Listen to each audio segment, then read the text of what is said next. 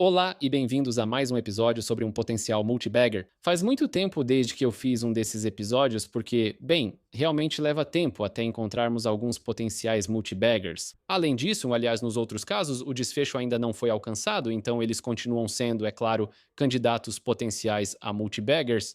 Agora, este aqui nos leva de volta ao setor espacial. Nós temos falado sobre a Rocket Lab há muitos anos. Já falamos 2 ou 3 vezes sobre a ST Space Mobile e agora temos um novo nome aqui. Não é a Redwire. Não é a SpaceX. Na verdade, é a Voyager Technologies. Agora, alguns de vocês talvez já conheçam esse nome, alguns outros não conhecem. Então, vamos dar uma olhada no que essa empresa faz, por que ela é tão interessante e quais são os riscos. Também fiz um DCF disponível gratuitamente para todos no link para o Google Drive aí embaixo, onde encontrarão os outros DCFs gratuitos para todos. É só copiar e você basicamente já tem eles. O Google Drive está aí embaixo. Você vai encontrar Amazon, Palantir, Reddit, Axon, o que quiser. Está tudo lá embaixo. Então, Voyager Technologies. Agora é importante saber que neste momento eu não tenho posição na empresa. Não pretendo montar uma posição, especialmente não essa semana. Então, por que estou fazendo este vídeo? Porque é uma empresa interessante e talvez possa ser interessante para alguém que está olhando para esse setor agora. Eu, pessoalmente, sou investidor da Rocket Lab e não vou mentir ou dizer o contrário, mas quando olho para a oportunidade no setor espacial, fico bastante satisfeito com minha exposição a ele graças à posição na Rocket Lab. Isso não quer dizer que eu não possa olhar para outras opções. Então, vamos dar uma olhada na Voyager, porque a Voyager é bastante interessante. É uma empresa que vale apenas 1,7 bilhão de dólares. Então, sim, você já está começando aqui com algo bem pequeno. Isso não significa que o sucesso está garantido. Isso não significa que esta é uma empresa que vai valer 100 bilhões de dólares ou 50 bilhões de dólares, algo assim. Mas digamos que, mesmo se ela chegar a 5 bilhões de dólares, isso já é um retorno muito bom. Se chegar a 10 bilhões de dólares, melhor ainda, certo? Certo? Agora, no último ano, as ações caíram 25,2%, passando por uma queda de cerca de 42,2%. Mas se você olhar para a queda, ela começou mais recentemente. Claro, tivemos uma grande valorização geral nas ações do setor espacial, a SpaceX abrindo capital, e depois veio a queda. Então, desde o final de maio, a ação caiu aproximadamente 42,2%, que é o que vimos de modo geral. Basicamente, é isso.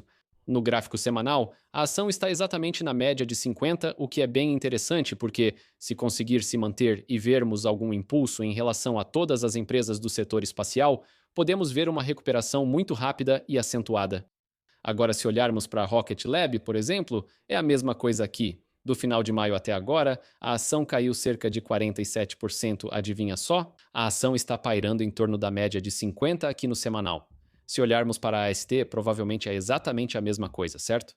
Teve um pico aqui no final de maio, agora está passando por uma queda de cerca de 48%. Nesse caso, a ação já está abaixo da média de 50 no semanal, mas dá para ver claramente que esse é um setor onde sim, a maioria dessas ações realmente anda junto, gostemos ou não, faça sentido ou não, porque eu realmente acho que alguns negócios são muito melhores do que outros.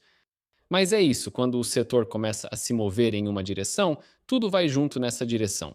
Então, se houver algum catalisador, eu não sei qual vai ser, mas quando a gente começar a ver mais impulso para as empresas do setor espacial, bom, não se surpreenda se ver Rocket Lab, Voyager, ST Space Mobile, talvez até a SpaceX, certo? Se você olhar para a SpaceX, por exemplo, é a mesma coisa, certo? Ela atingiu o pico aqui em torno de 225. Quero dizer, se você gostou dela a 225, deveria gostar ainda mais aqui a 136. Embora eu ainda ache que a 136 está bem caro. Mas tudo bem, dá para ver claramente que essa caiu, todo o resto caiu. E quando essa aqui se recuperar um pouco, acho que todo o resto também vai se recuperar um pouco. Agora voltando, é claro, ao tema do vídeo, que é a Voyager Technologies, que atua como uma empresa de tecnologia de defesa e soluções espaciais nos Estados Unidos, Europa, Oriente Médio e internacionalmente. Ela opera por meio de 3 segmentos: defesa e segurança nacional, soluções espaciais e estações espaciais Starlab. A última parte aqui, estações espaciais Starlab,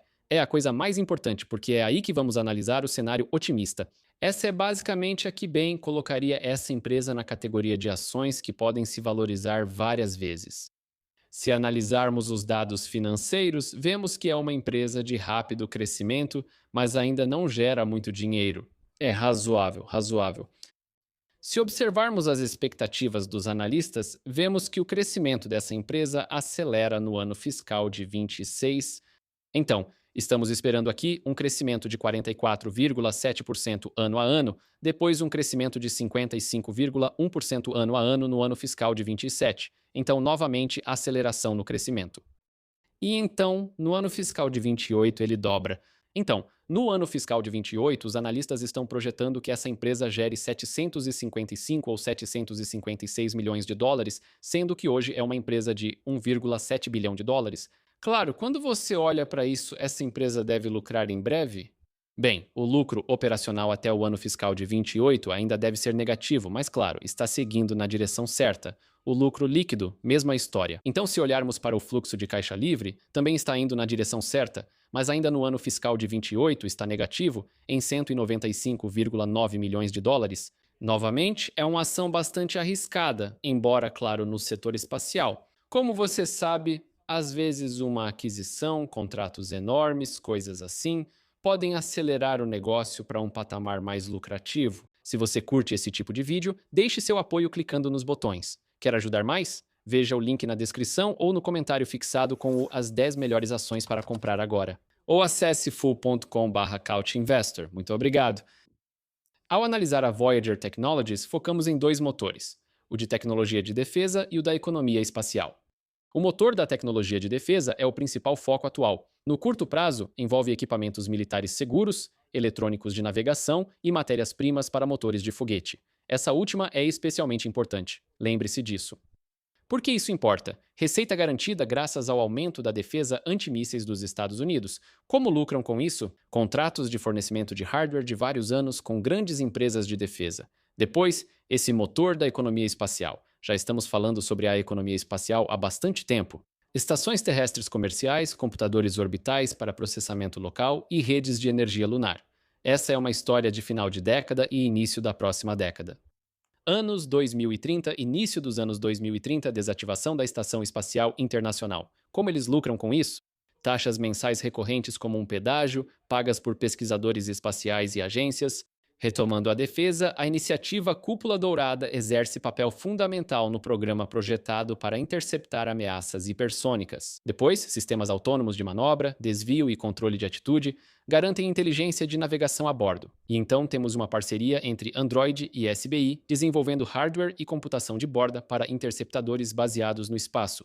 Lembre-se, eu pedi para focar na parte da matéria-prima da frase anterior. Bem, com uma aquisição, a Voyager agora possui a cadeia de suprimentos para ignições de motores de foguete. Quase todos os motores de foguete com combustível sólido usam pólvora negra para ignição. Sem pólvora negra, não há ignição para armas como o Javelin ou o Patriot, o que significa mais contratos e coisas desse tipo indo para a Voyager. E claro, quando você é praticamente um monopólio, você tem poder de precificação, o que significa margens de lucro altas. E agora vamos falar sobre a Starlab, porque essa é a máquina de fazer dinheiro ou a potencial máquina de fazer dinheiro no futuro. Sim, há também a Axiom Space nessa corrida.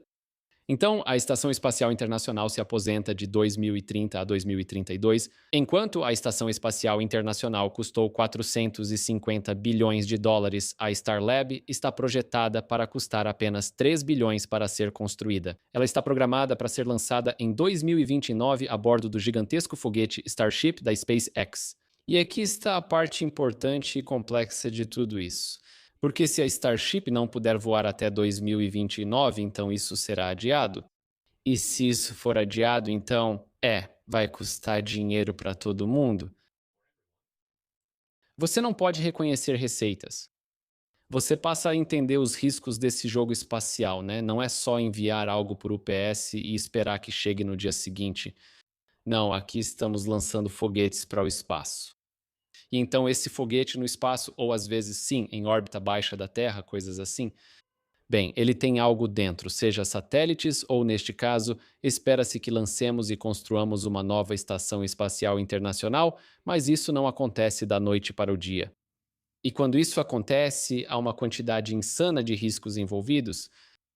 E esses riscos você precisa entender quando investe nesse tipo de empresa. Porque sim, se um foguete explode, adivinha o que explode junto com ele?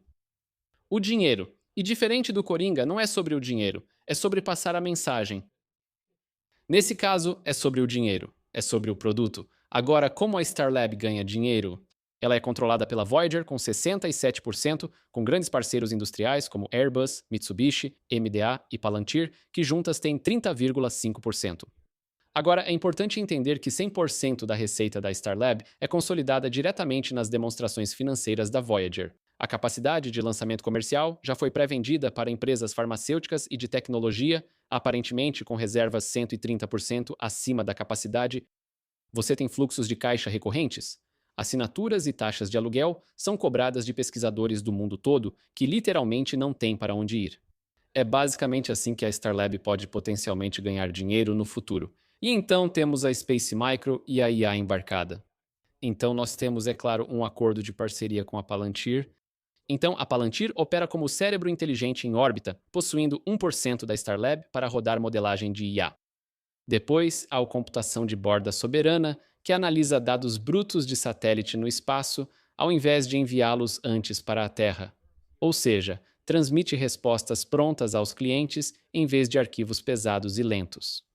Quanto aos links a laser da Space Micro, eles oferecem comunicação a laser avançada e de alta largura de banda, superando os gargalos de radiofrequência para transmitir grandes volumes de dados de IA. Passando para a próxima parte, e essa é a Lua. Então aqui temos novamente dois lados.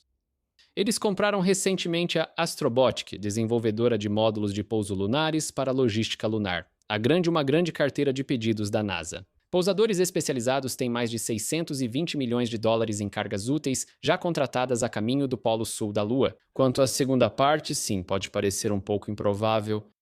Torre solar vertical, instalando painéis solares em forma de torre ao redor do Polo Sul lunar para captar a luz solar em ângulo baixo e depois vender energia. Voyager pretende vender eletricidade para a NASA e habitats privados, tornando-se a primeira fornecedora de energia lunar. Como disse, é bastante improvável. Agora, neste momento, temos um recorde de carteira de pedidos de 275 milhões de dólares e uma relação book-to-bill de 1,3. Claro, como vimos, a receita está crescendo rapidamente, com expectativa de acelerar daqui para frente, mas ainda está dando prejuízo. Então, eu suponho que essa empresa ainda vai continuar buscando levantar dinheiro de várias formas. Se houver muitos atrasos e ainda não houver lucro, não é possível reconhecer cada vez mais receita, o que pode, claro, bagunçar todas as suas projeções de que até o ano X essa empresa vai ser lucrativa e as coisas vão estar um pouco mais seguras. É por isso que, quando olhamos para o DCF, vemos algumas coisas. Primeiro de tudo, eu coloquei o cenário otimista em 25%, o cenário base em 45% e o pessimista em 30%, e o preço da ação implícito para o cenário pessimista é $0. Ok, se o cenário pessimista acontecer, eu estou colocando isso em $0. Mas, dito tudo isso, ainda chegamos a $46,33, 46,33 dólares, representando uma valorização de 54,4% em relação ao preço atual. Então, no cenário base, são $54, ou seja, $54,20. No cenário otimista, $87,75. 87,75 dólares. Se olharmos para as projeções aqui dessa empresa, vamos começar aqui com o cenário base. Deixe-me me mover para cá. Pronto. Podemos ver o seguinte. Claro, para os primeiros anos, basicamente, estou colocando os números que o mercado está esperando, certo? Estamos olhando aqui para 755,9 milhões de dólares em receita para o ano fiscal de 2028, e então quero que você preste atenção no crescimento da receita. Então, 35% no ano fiscal de 29, isso é bem menos do que os 102,4%, mas então eu espero que volte a acelerar um pouco quando chegarmos ao prazo final do Starlab, certo? Então temos um pequeno aumento ali e depois continua. Ok, então está tudo bem. Nós atingimos fluxo de caixa livre positivo para a empresa no ano fiscal de 2031, e então, ao final deste período aqui, no ano fiscal de 2035, gerando 1,1 bilhão de dólares em fluxo de caixa livre. Agora, quando olhamos para o cenário otimista, O cenário otimista basicamente leva em consideração que a aceleração do Starlab vai acontecer muito, muito mais rápido, certo? E então, aqui as taxas de crescimento, você pode ver que no ano fiscal de 29, elas começam a subir e estão elevadas em comparação com o cenário base. Aqui, se olharmos para o fluxo de caixa livre, estamos terminando aqui no ano fiscal de 2035 com 1,48 bilhão de dólares. E eu espero que até o ano fiscal de 2030 eles já estejam gerando perto de 12 milhões de dólares em fluxo de caixa livre para a empresa. Quanto ao cenário pessimista, no cenário pessimista, como você pode ver, as coisas não estão indo nada bem para eles. Certo, nem mesmo a área de defesa dá certo para eles. Starlab, nem me faça começar a falar disso, isso nunca se concretiza. E é basicamente isso que estamos vendo, por isso estou colocando dessa forma. Claro, chega basicamente a $0. Vai ficar sem valor se o pior cenário se concretizar, sem fluxo de caixa livre até 2035, mas até lá já será um pouco tarde. Agora, analisando novamente esses números, as probabilidades, o que você recebe e assim por diante. Olha, com 1,7 bilhão de dólares essa empresa, claro, já tem um negócio hoje. E eu acho que o setor de defesa hoje está ganhando bastante força, não só para a Voyager, mas de modo geral. Esse pode ser um alvo de aquisição. Talvez, embora eles sejam os que estão adquirindo outras empresas no momento, mas você começa super pequeno. Mas se essa empresa valesse agora 5, 10 bilhões de dólares ou algo assim, estivesse sendo negociada com prêmios insanos, então eu diria para esquecer, certo? Os riscos não valem a pena. Mas a 1,7 bilhão de dólares, o negócio de defesa dessa empresa é bastante defensável, se é que posso usar essa palavra aqui. E então, basicamente, você está ganhando uma opção de compra caso a Starlab se torne realidade até o final desta década. Porque se isso realmente acontecer, então sim, eu realmente acho que essa empresa pode se tornar uma companhia de 10 bilhões de dólares ou mais em 10 anos, certo? Michael, a Starlab estará pronta no fim desta década e será acelerada no início da próxima. Então, sim, mesmo agora, estamos vendo aqui um potencial de valorização de 54,4% em relação ao preço atual. Isso poderia acontecer? Sim, eu acho que poderia. Acho que quando tivermos novamente um impulso no setor espacial, é definitivamente possível que a ação volte para essa faixa aqui, que nem é o topo, certo? O topo foi um pouco acima de $50, mas sim, agora no gráfico diário, eu diria que estamos um pouco abaixo ou exatamente na média móvel de 200 dias. No semanal, como você sabe, estamos na média móvel de 50, que é um ponto crucial. Se rompermos para baixo e voltarmos para a faixa dos 20 e poucos ou menos, estaremos em terra de ninguém. Talvez o setor espacial seja odiado agora. Vamos descobrir. Mas se de repente a gente tiver uma bela vela verde, isso significa que, ok, a média móvel de 50 aqui foi uma boa área de recuperação, foi uma boa área de suporte. Acho que isso volta a subir rápido. Se quiser manter no longo prazo ou curto prazo, depende de você. Eu só estou aqui para apresentar os argumentos a favor desta empresa, mas você precisa entender o risco das empresas do setor espacial. Claro, ao analisarmos a Rocket Lab, os riscos também existiam. Além disso, a empresa era muito pequena naquela época. Mas agora, os riscos associados à Rocket Lab são, claro, um pouco menores. Ainda existem riscos porque o Neutron ainda precisa ser lançado, certo? Para que toda a tese otimista faça sentido, precisamos que o foguete Neutron realmente voe e se torne uma realidade.